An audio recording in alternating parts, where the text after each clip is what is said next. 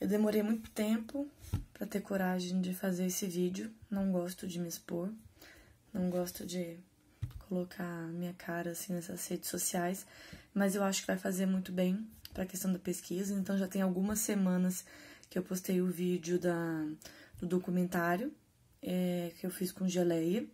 E nesse primeiro documentário a gente entrevistou coordenadores de projetos de arte e cultura e a gente conversou um pouquinho sobre como que era a participação dos adolescentes, né? Antes da pandemia, com a pandemia, como é que isso se dava.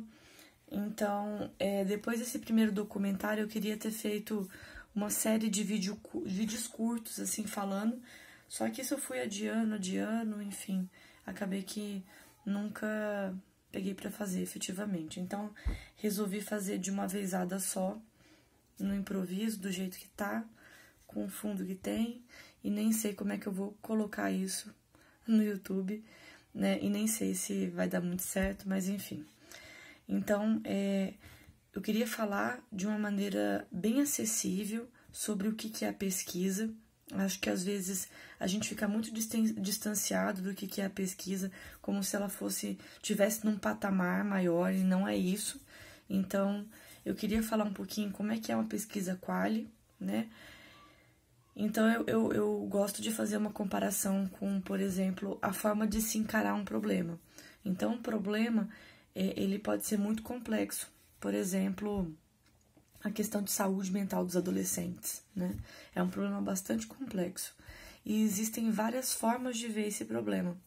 Então, é como se a gente pegasse uma caneta, né? Um problema muito complexo, e as pesquisas elas fossem olhando o problema por cada parte, né? Para que a gente conseguisse construir um pouco a imagem desse grande problema. Então, a pesquisa quant, por exemplo, ela vai lá trazer dados ali sobre esse problema, talvez o peso, talvez a cor, talvez, né, o tamanho.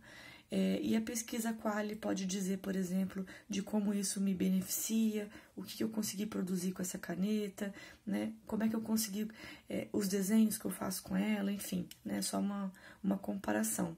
Então, a pesquisa quali, ela vai trazer esse olhar, essa forma de olhar o problema, que vai construir pelo menos uma parte do que é esse grande problema, né?